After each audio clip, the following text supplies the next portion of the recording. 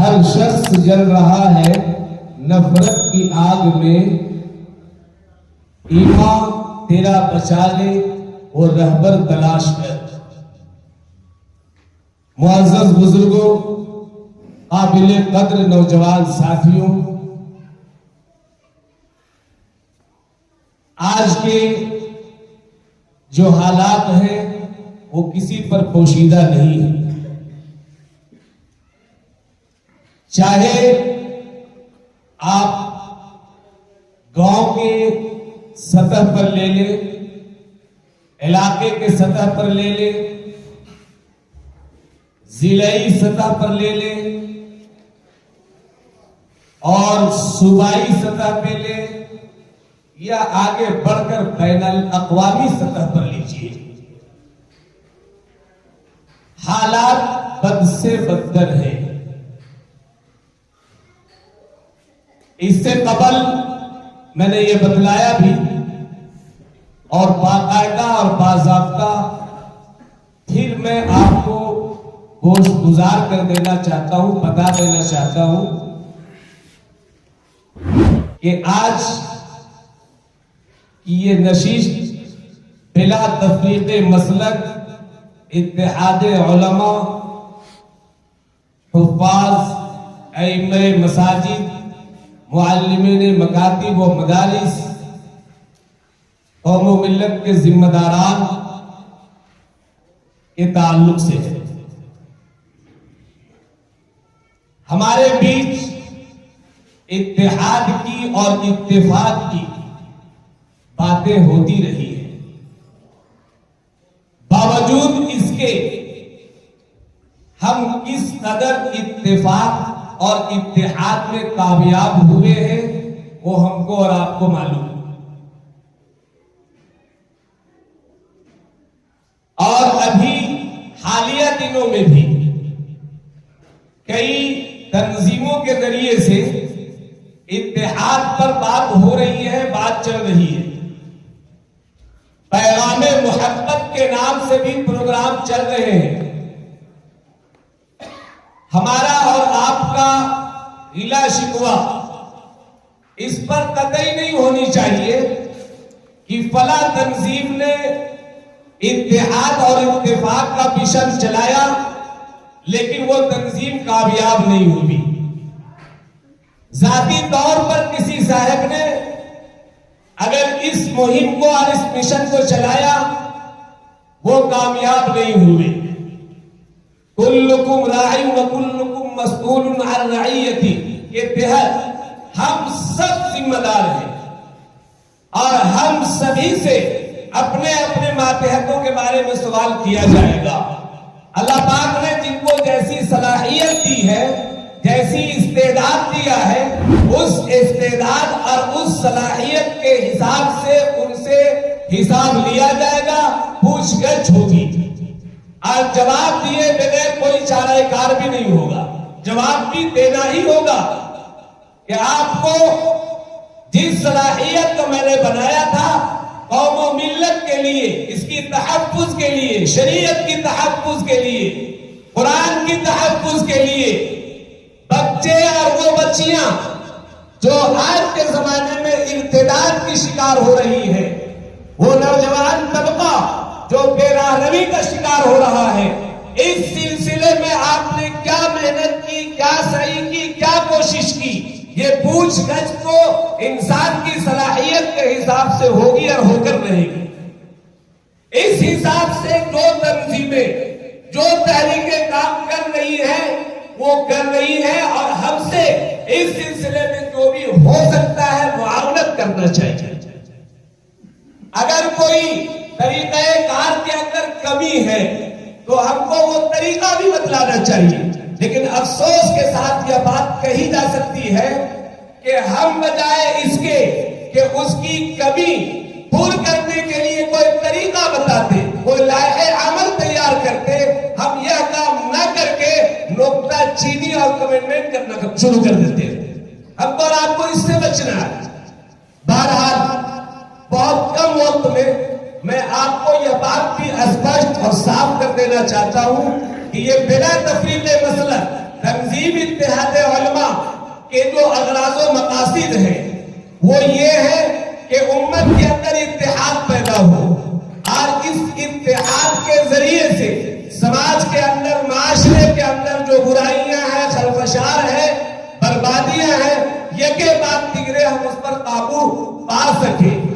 اس کی شروعات کیسے ہوئی؟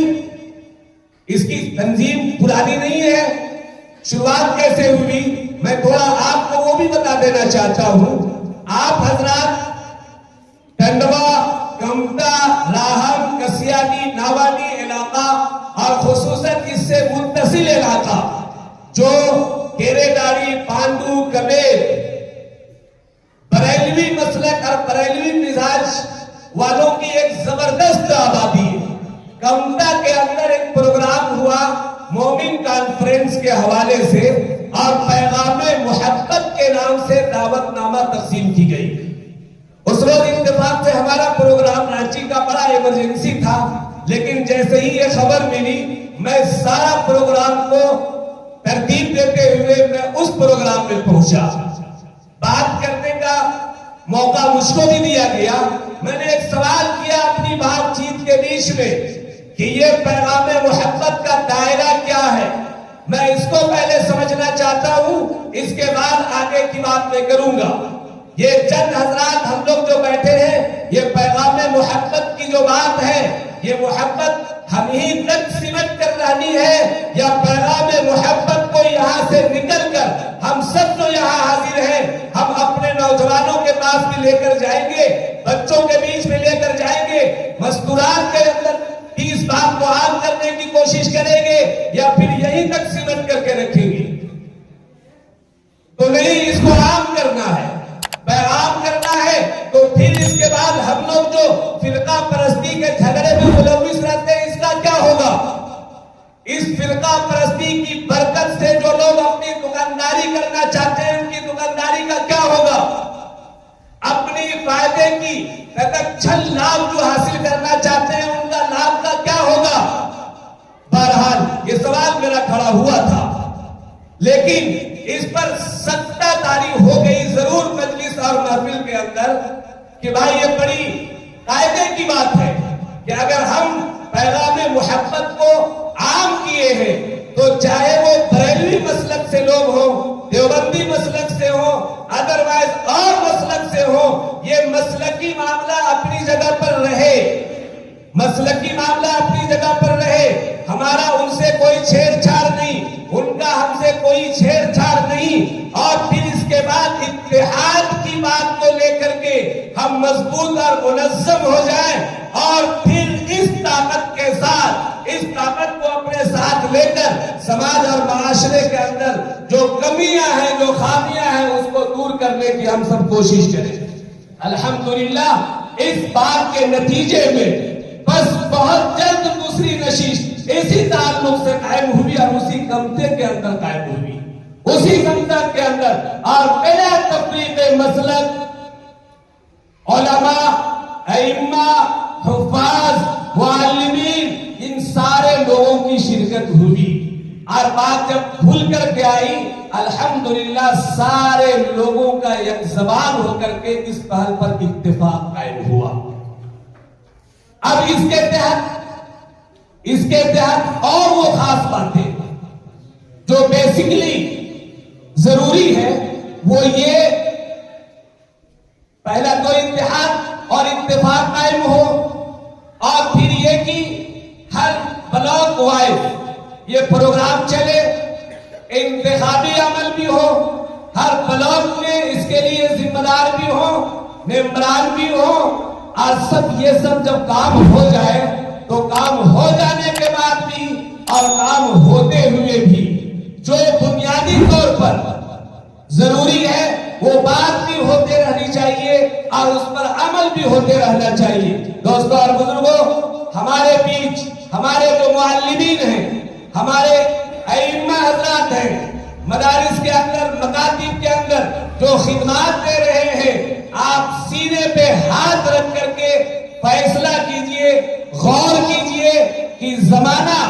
معاشی ترقی کے معاملے میں کتنا کتنا آگے کا سفر کر رہا ہے، لیکن ہم نے اور آپ نے اس ائمہ حضرات کی اقتدا میں جو پیچھے رہتے ہیں، نماز پڑھتے ہیں، دیگر اعمال کرتے ہیں، ان کی معاشی حالت کیا ہے غور کرنے کی ضرورت ہے۔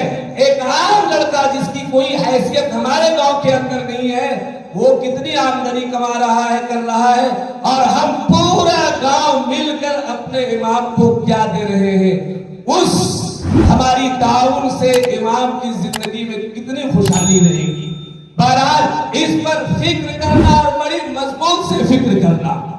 جب ہم اپنے اماموں کی حالت پہ غور کریں گے تو پھر ان سے کام لینا، آگے بڑھ کر یہ بات کریں گے، کام کریں گے، انشاءاللہ اس کے اندر کامیابی ملے گی۔ مکتب کی تعلیم کا عمومی طور پر آپ علاقے کا حالات کا جائزہ لیں تو بڑی کمزور ہے، اور مکتب کی تعلیم کا کیا رول ہے؟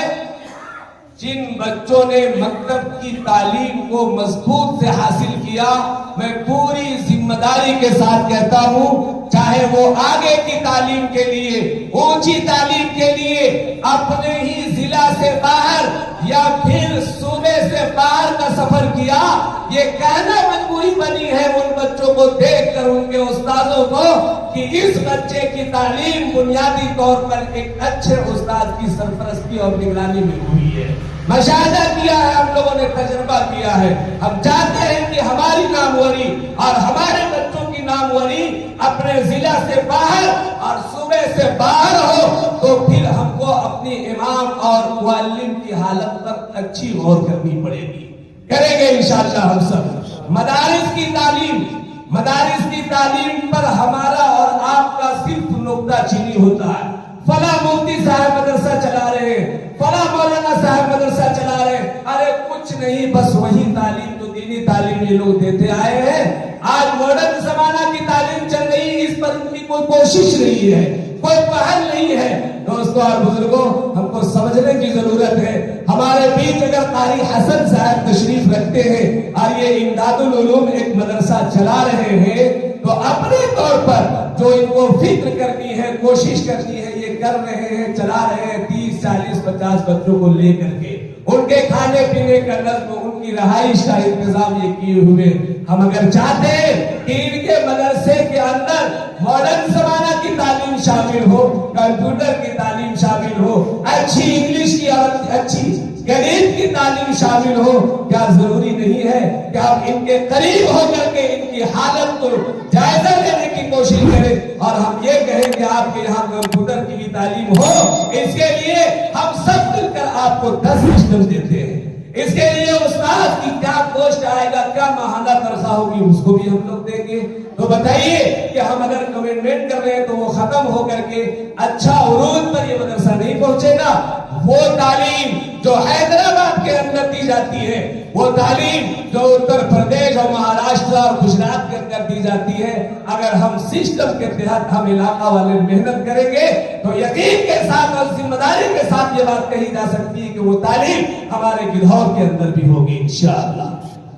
دوستوں اور بزرگوں، حالات اتنے بد سے بدتر ہیں کہ ایک اچھی آبادی میں ہماری بچیاں ارتداد کی شکار ہو رہی ہیں۔